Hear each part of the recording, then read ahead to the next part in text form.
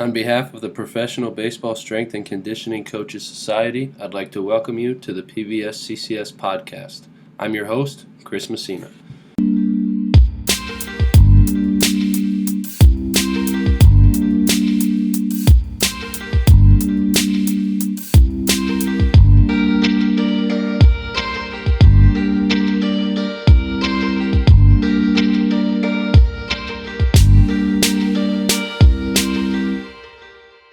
All right, everybody. Today's episode of the podcast is going to be another group episode. I'll have the guys introduce themselves, and then we'll get going. So we'll go Larry first, Joey second. Just name org, position within your org, and then we'll get it going, guys. Yep. Thanks for having us on. Larry Adegoke, assistant Major League Strength and Conditioning coach for the New York Yankees organization. Been with the organization going on year 7. Started as an intern in performance science department. Worked my way through minor league strength and conditioning at affiliates, and now entering my first year as the Major League Strength and Conditioning assistant. Guys, thank you for having me also. My name is Joey Greany. I'm with the Tampa Bay Rays, Major League Strength and Conditioning assistant. I'm going on my 7th season with the Major League Club. Spent 9 years in the minor leagues with Kansas City Royals, and this is my 16th season overall. Before we get going, Larry, congrats. I know we've talked about this off camera, but, first time out in the open, at least that I've heard. So congrats on the promotion, man. Very well deserved. So tonight's episode is going to be based on wearable technology. I told you guys beforehand, I just started wearing the Oura Ring, 2 months ago or so, give or take. And I just wanted to talk to people that have been using wearable technology a lot longer than I have, and just pick their brains. So selfishly, this is like a really good episode for me, but I think it'll be a good episode for everybody, just with the amount of players that are starting to use this stuff and just getting into it. So first question that I have for you guys is just, what wearable or wearables are you guys using? And then we'll get into like what you like, what you don't like, how you're using, and all of that stuff.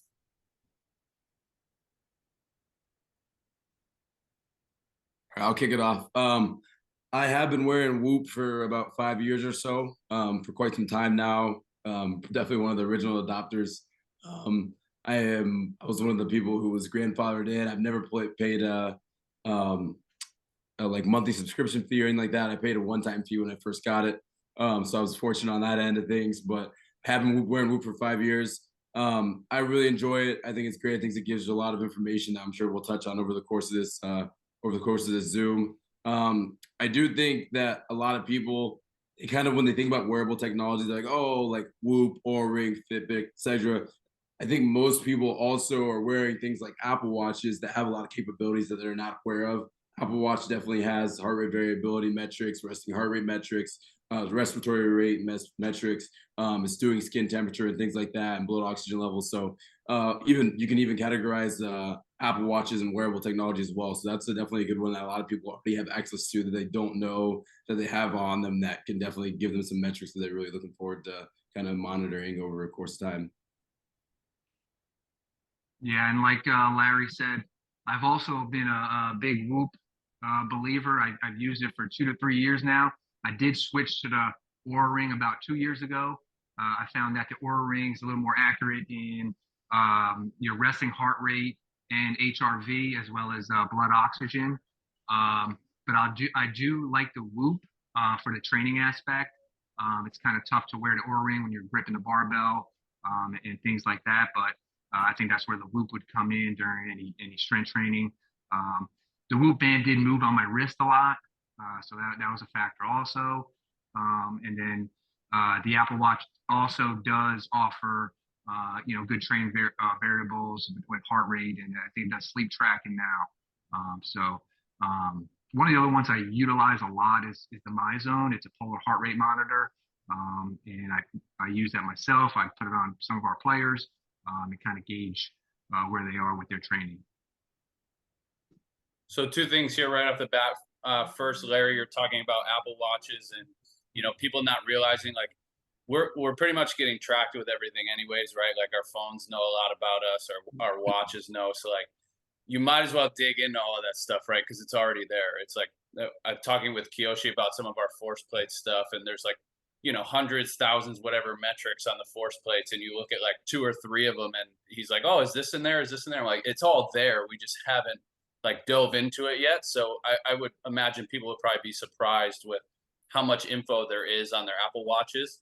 And then Joey, you talk about training with Aura Ring versus the Whoop. Like that was a big thing when I got the Aura Ring. I was really excited about the sleep, but I have not been overly happy with like the training aspect of that. And just part of it again is like gripping the bar and things like that. It's not, but the sleep data has been really good for me. So because you guys have used multiple things and you've kind of seen the good, the bad, and Larry, you've been in for 5 years with Whoop, like you guys have seen the things over time. And again, that's why I wanted to talk to you guys. So what is it that you guys like the most about what you're using? And then what is it that you like the least about what you're using? Yeah, I think for myself, it kind of varies over time what I'm looking at. I'll approach this from 2 different ways. One can just be myself, or for an athlete or someone who's very active and very in tune with what they need and kind of where they are on a physical spectrum and a physiological spectrum. And then just general population. I think for general population, things like Apple Watch is great because you're getting how many steps accurately, how many steps you're taking a day. And there's been, I mean, tons of research and RCTs and clinical trials showing all-cause mortality correlated to steps per day and things like that. So like just measuring the amount of steps per day and making sure you're walking enough is going to reduce your likelihood of any of these mortality rates. So things like that. But then when you dig a little deeper, for us who are obviously a little bit more active, a little more physical, our athletes who are a little more in tune with what they're doing and want to track things on a more micro level, you can look at, obviously, we can look at sleep metrics, and that can break down to a lot of things. You can look at REM sleep, deep sleep, resting heart rate during sleep, respiratory rate during sleep. Obviously, there's a lot of subcategories within sleep metrics that you can look at that are really helpful to monitor the quality of sleep over a period of time, which is obviously just as important as the quantity of sleep, as we know, right? So then you can also look at things like sleep consistency. What time are you going to sleep and what time are you waking up? There's a ton of research coming out now about how that's just as important as how much sleep you are getting.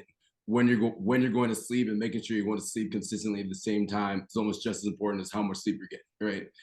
And obviously, when you're going to sleep is going to impact REM sleep, rapid eye movement sleep, and deep sleep. How quickly you get into them and how long you stay in them. That sleep consistency is going to affect those too. And those are metrics that I look at regularly when I wake up. Is my sleep metrics. Obviously, you can kind of control the consistency when you're getting in bed, and not necessarily when you fall asleep, but generally when you fall asleep, you can kind of monitor that a little bit. Resting heart rate is something that I look at regularly, and obviously HRV. So. Yeah, and to piggyback that, going off what Larry said, the biggest things that I look at daily would be the resting heart rate, the HRV as well. With myself and with our players, whether if they're using an Oura Ring or they're using a Whoop band, I would look at those 2 variables, and then I can dictate training based off those scores. One thing that does play a role I've seen over the years is the travel. I noticed when we go different time zones, and we have night games followed by day games, their sleep scores are really, really thrown out of whack. And from that, I can check their ring, I can check their Whoop data, and then I can dictate the training on that. But for the most part, I stick to the resting heart rate and the HRV. I mean, they'll spit out a good number, a readiness score on that.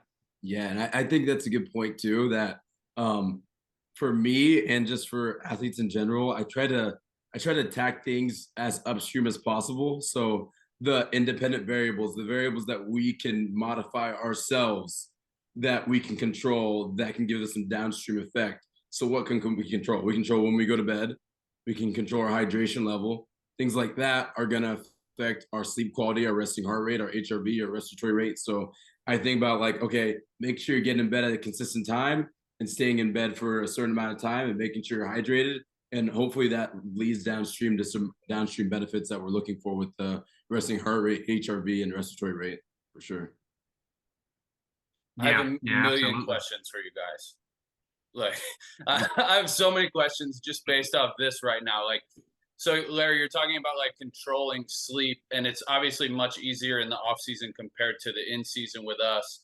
We travel late, like we'll play Sunday night baseball against the Yankees, and then we'll fly down to Tampa to go play Joey the next day, and we get in at like 5 in the morning. Like, when you guys see a situation like that, like what specifically are you attacking that next day to almost try to reset, or is it like a just playing for the tie type of deal? Sorry to cut you off, Joey. I have so many questions for you guys for this.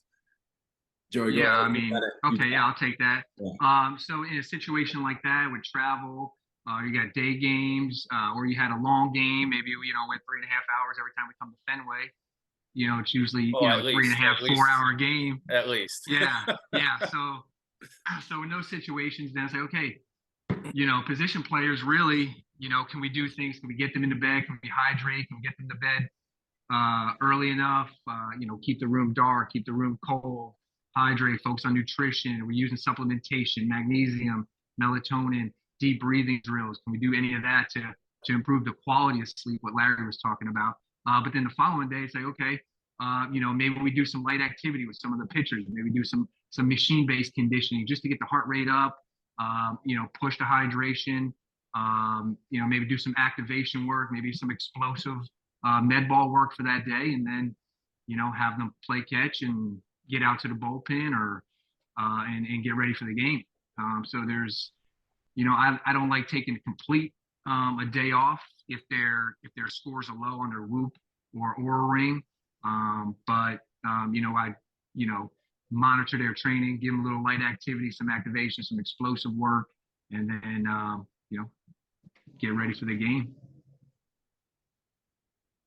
Larry, anything to add? Yeah, and I second that too in terms of when you do have some of these lower recovery scores and whatnot, and this is something that I've been kind of monitoring over time with myself and then some other athletes as well, is that like, and this holds true across the board, movement's the best medicine, and just getting the body moving around and activity is going to help reset the system better than doing nothing, right?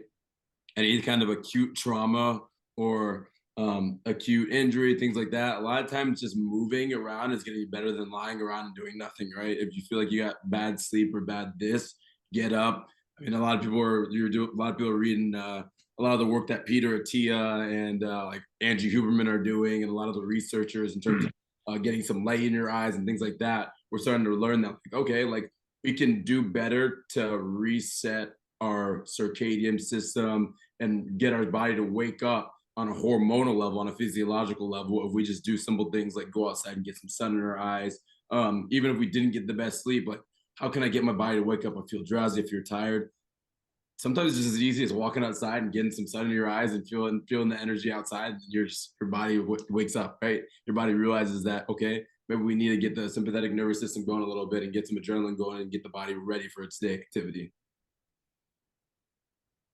Yeah, like I said, I've only been wearing the ring a couple months. I haven't had it in the season, so I am curious to see like my sleep stuff. But just from my own experience, even without it, it's like when we travel, when we get into the hotel, I usually have a mobility routine that I try to do. Just one, to like shake off the rust of being on the plane, but two, like resetting. And if it's like 5 in the morning, I'll go to bed and I try to wake up the same time the next day, even if my sleep is really short, and open my blinds, get sunlight, and like get down to the gym in the hotel, or like you said, Larry, go outside for a walk, like get breakfast, get coffee. But I try to reset myself with movement as much as I can and as quick as I can. And again, I don't have any data on it to support it yet. I am curious to see with this upcoming season, like what the ring looks like. And Kiyoshi has had his for a couple years, and he kind of talks to me about what he sees with his, and he's like, sometimes it just gets super out of whack with the travel and everything. And it's expected, right? Like our lifestyle is not normal. And that's one of the questions I have for you guys. And Larry, you kind of touched on this briefly, is like, do you think the metrics that are used and the data that's used, like general population versus athletes, like, is there anything being accounted for within those systems that you've seen, or is it kind of the same recommendations all the way through? Do you know what I mean? Like some athletes can handle stress really well, And so a red day for a general population might not even be a red day for them. Like some of these guys can sleep 4 hours and be ready to go the next day, but we know they probably shouldn't be. Do you know what I'm getting at here? I think that's a super important part to touch on with I'm not sure how Oura Ring or Apple Watch do it, but with Whoop, it's working off a rolling 30, 45 day average of your metrics, right? So if your Whoop knows that, like, okay, this person A is typically sleeping 4 to 5 hours, right? It's gonna know that that's your bandwidth, and that if you're outside of that on either end, that is unusual for good or for bad, right? So, and vice versa, if you're someone who, if person B sleeps 7 to 8 hours every day, they're getting some quality sleep. If they're in that 5 to 6 hour range that someone's in, they're like, your Whoop knows, like, oh, okay, that's unusual, right? That's unusual. And then I think as far as it goes with like some of the recovery metrics, when it says like, oh, you're in the red, you're in the yellow, you're in the green, this is your recovery. I try not to add any like subjective biases to like, oh, red, this is bad, yellow, this is okay, green is good. Well, what led to that? Are you red today because your strain was super high yesterday and you had a super high activity? Because I can tell you right now, if I went outside and ran a marathon right now, my strain would go through the roof and my recovery would be red tomorrow, right? Is that necessarily bad? No, it just means I had an incredibly strenuous day yesterday, the previous day, that led to that. Which means my body is in a physiological rebuild state overnight that's saying, oh, like this stress is so much, like your body is not okay. Your heart rate was elevated last night. Your body was working overtime to rebuild, and things like that. Or if you didn't do that, if you just had a normal day and then, oh, I woke up this morning and like my recovery was in the red, very poor recovery. Well, let's look at some metrics. Let's do a deeper dive. Was your heart rate elevated? Was your resting heart rate elevated? Was your respiratory rate elevated? What caused this? What led to this red recovery, right? So just kind of breaking down like some of these factors and seeing what led to the recovery helps you get a better picture of why it is that, right? Everything is just a piece of the puzzle. You're just trying to put it together and kind of see like, okay, why did I have this recovery score? And sometimes if you're trying to, depends on what kind of phase you're in within like your training cycle or life or anything like that. Like some of these recovery scores, like getting a red or a yellow could be good. If you're trying to create a certain type of stress in your life with a training regimen, like you're gonna want to create a stimulus. Maybe that's not so overwhelming that your body cannot adapt to it, but you want to create a stimulus that is forcing your body to recover, right? It's really challenging its ability to return back to homeostasis. So some of these recovery metrics it spits out, those are important. It's important to get reds. It's important to get yellows. It means that your body is trying to acclimate itself to something, to a stress that you've applied to it. So it is important to kind of see some of this variability in your score. Yeah, I like that. And I like what Larry said too. It opens a line of communication with you and the players. You get to know them a little more, get to build more trust with your athletes. And then it's, only if and when they provide that trust, and you can dictate your training and make adjustments when necessary.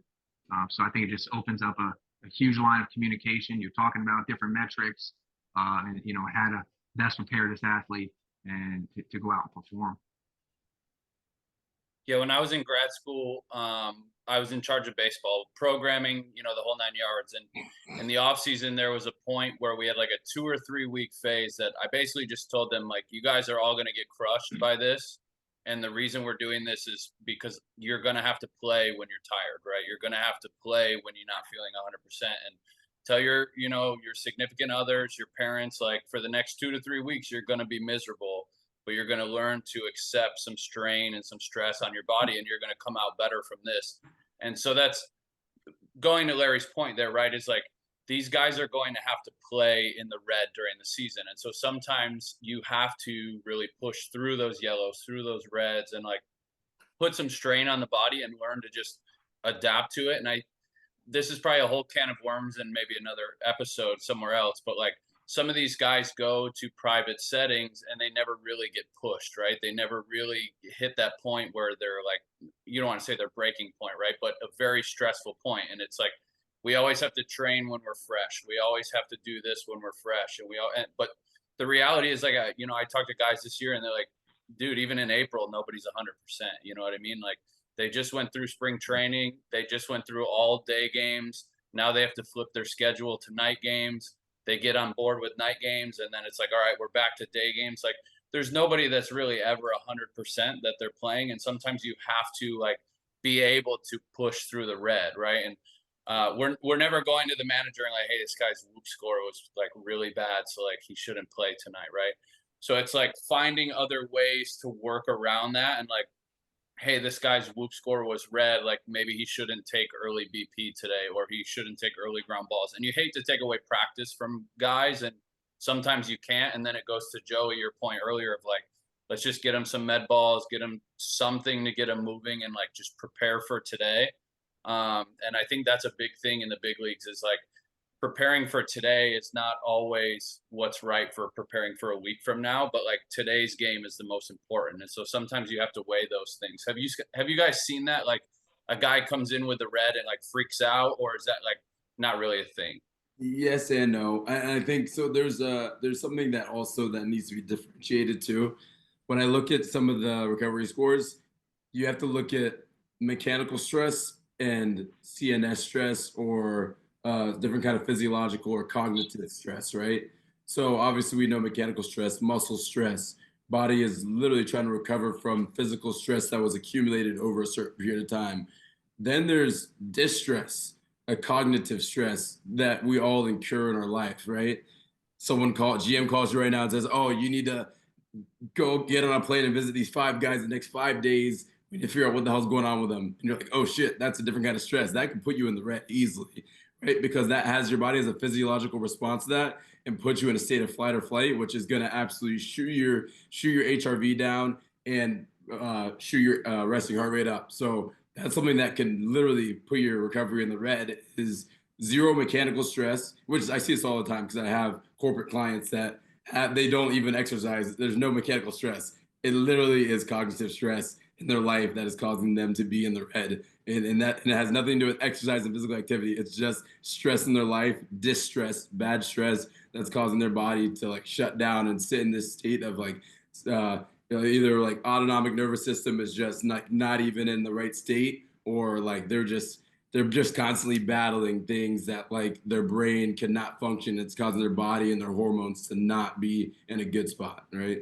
But yeah, I have seen that, like, and I think there's players who handle some of that information better, just like we realized with some of the new information that's coming on the pitching side and the hitting side, with Hawkeye, TrackMan, all sort of stuff. You have the athletes, and it tends to be the same athletes, the ones that can't handle the information that the pitching coach is giving them about their spin axis and how they need to get inside the ball to create more horizontal break, as the same guy's like, "Oh my God, this whoop, like I can't deal with this," right? Like it's the same guy. And I think that's an important part too. The guys who can't handle that, it's fine. I don't think it's a big deal, because at the end of the day, some of these guys, especially relievers, like honestly don't want my reliever waking up and being like, "Oh my God, I'm in the red. I can't pitch today." It's like, no, you're our setup guy. You're going to get out there and you're going to pitch. So sometimes it's like you don't even want, some guys who can't handle it, you're like, "Dude, just take that off, throw it away." Like, you don't need that in your life. Then some guys who can't handle it, they look at it and they understand how to separate their feelings from the information that's giving them. Like, okay, I feel okay. I see him in the red. Maybe I need to do a little bit of this, a little bit more moving around, maybe hit a little sonic cold tub red light therapy to get my body reset, and then I'm good to go. But some guys, they just can't separate the two. So it's like it's convoluted, and they're just like, "Oh, I can't pitch. I'm in the red," so, which is obviously not what you want, because they do need to pitch. And no coach and no manager wants to hear a guy can't pitch because he had bad recovery. Because that same manager stayed up all night and went through a perfect game. But 15 years ago, he stayed up all night hanging out with the boys, and he went out and played his ass off. So you don't want to hear nobody got bad sleep with 5 hours of sleep.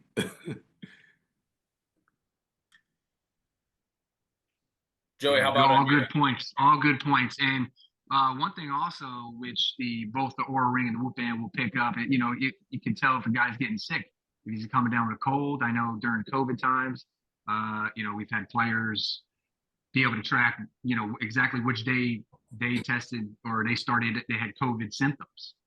So that's another thing too. With family life, with Larry said, and with kids, that could also put them in the yellow, put them in the red. So you do have to understand, if this is this physical stress or not.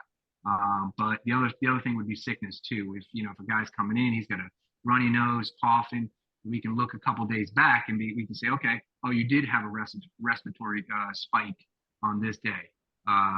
So that's another indicator also, is to determine, is this athlete coming down with an illness or not. Yeah, I have somebody very close to me that's had COVID twice, and both times he was like, yeah, I knew as soon as I saw the spike on my Aura ring that I was going to test positive. And I was like, nah.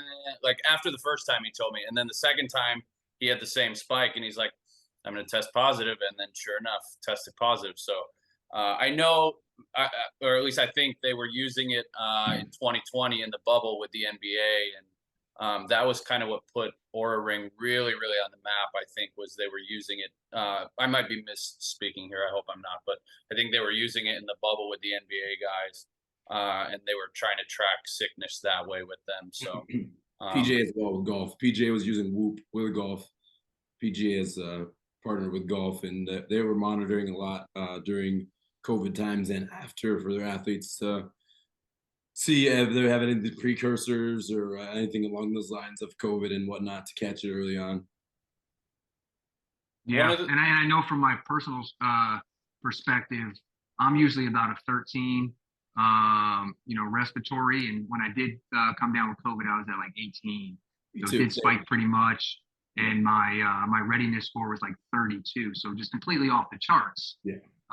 So I knew just from looking at that, I probably had COVID. I never had a cold or a regular illness that was down in the 30s. And then sure enough, I went ahead, later that day and tested positive. So yeah, and that's the important part too. A lot of the early symptoms of cold, flu, COVID, whatever, a lot of them are not symptoms that are physical symptoms like coughing, sneezing, eyes reddening.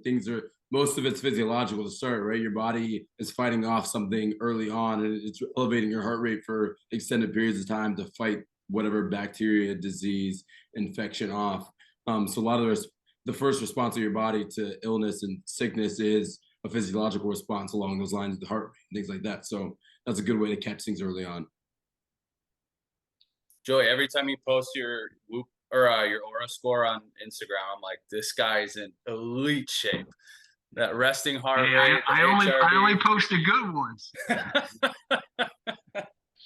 Your bad ones are better than most people's good ones, I'm sure. No, one of the things, so, talking about guys being, they struggle with the data and things like that. One of the things that since I started wearing this is like in the morning, the first thing I do is like grab my phone and look at my Aura Ring score. And some days I see it and it tells me I'm not good or I'm not ready. And I'm like, you know what? Fuck this. I'm going to have a great day. And I like want to push like despite what it tells me. And then some days I wake up and I'm like, I don't know if I slept well. And then it shows me I scored really well. And I'm like, all right, I'm going to have a good day today. Right. And personally, like the usage you guys have over the years, like one, have you felt the same, like mentally, the first thing you see in the morning, does it affect your day one way or the other? And then if not, two, how have you guys been able to separate, Larry, you talk about like feelings versus like objective data? So something I've been doing over the last year and a half, I always train in the morning, early on in the morning. I don't look at my Whoop until after I train. I look at my data after I train. So I create I do like a subjective score and an objective score every day. I'll wake up and be like, oh, okay, like I feel good, I don't feel good, I feel ready, whatnot. Like I create a subjective score, I'll go train, and then I'll look at my Whoop afterward. And it's not because I'm worried to look at my Whoop and be like, oh, like my recovery was horrible, I shouldn't train, and like that. I just like to go into my training session feeling how I feel, get after it, and then look at my Whoop. Because once again, for a lot of people, the objective and subjective information don't always match up. And a lot of times they won't. Sometimes they will, sometimes they won't. And I think that's where some people get in trouble is they allow the objective information as far as it goes with wearable technology to create their subjective response to that, right?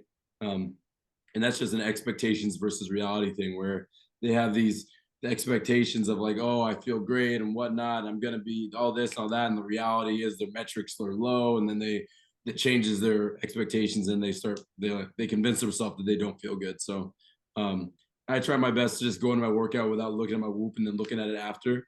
And that's kind of one way I navigate that. Yeah, that's a good point. I kind of do the same thing, probably 50-50, I'd say. I kind of wake up, just give myself a physical assessment on my own, and I can kind of tell where I'm at. If I'm towards the high end or in the green, I can kind of feel that. I'm like, oh, you know what, I feel good. My ankles aren't stiff today. And then I'll check my Oura ring and be like, oh, okay, I'm in the 90s. Then I'll just make sure I push it that day or do multiple workouts on that day. And in days that I do wake up, I'm like, oh, you know what, maybe I'm coming down with a cold, or the kids were in and out of the bed all night and I'm kind of in the middle, I'm kind of in the yellow or so, then, you can still train that day. But yeah, a lot of the time, especially when I train early on in the mornings, I'll end up checking it later on in the day or afterwards and seeing if everything matches up. But yeah, it's some good points. Yeah, I think that'll be my spring training approach. The reality is for me, like, if I have something written for my training that day, whether I feel horrible or I feel great, like, I'm gonna go at it regardless, right? And like, I've kind of learned, like Joe, you're talking about, like, I've learned through my years of training, like, when I feel good, when I don't, when something is on, when something is off. Like, I kind of have an awareness of it anyways. I bought this ring just to see more like objective sleep data. But the reality is, like, I kind of have an understanding of how my body works anyways. And I think that's kind of ultimately what we're trying to work towards anyways with our players, our athletes, is like helping them to understand what they're feeling, why they're feeling it, and then backing it up and supporting it with a little bit of data. The interesting thing you guys are talking about, like, interacting with players while they wear this, and anybody that's listening may not totally understand, but in Major League Baseball, like, there are certain limitations and restrictions on wearable technology and things like that. And so the player really has to be accepting and almost like choose to do it on their own, especially at the big league level. So I feel like those are the guys that, like, when they invest in that, like, they're really invested, right? We had a player this year. He's like, dude, I bought the Whoop, check it out. And every single day he would bring it to me and, like, show me his scores, show me his strain, like, turn it on during his workout. Like, he was totally bought into it, right? And then the other guys that, like, don't use it are like, no, I don't really need that. You know what I mean? Have you ever had to, like, fight with a guy one way or the other? Like, the guy really could benefit from the data, but he's just not interested in it, but you think he could be, or the other way around, where, like, somebody gets so bought into it and you're like, dude, you got to slow it down, because one day this is going to tell you something you don't want to see, and, like, you're going to totally, like, shut off on it.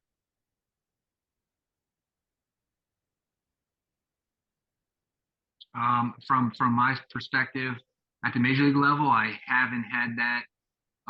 Most of my guys are pretty forthcoming. I mean, they'll share the information. They're fine. What the Rays would do, if the Rays purchased the Whoop for the player, then the Rays coach and staff would have access to that information. So some players are okay with that, and they'll have the Rays go ahead and purchase it, and they wear it. And then, there's, a bird's eye view on some of the information coming in. But a lot of the players would just go ahead and purchase their own, whether it's a Whoop band or Oura ring, and share that information. But I haven't had too many guys, like, so obsessed with the information and data that I have to tell them, hey, you need to take a break or step back, or guys like, hey, I don't want that. Usually most guys are open to it. They can purchase their own. But I can see that maybe more at the minor league level, get involved with these numbers. But I haven't had any experience with players on any side of that. Yeah, like you touched on, Chris. Obviously, fully voluntary for players to share that information, and I have had players, not with the organization, without not in the organization, that have, like, not wanted to share that information.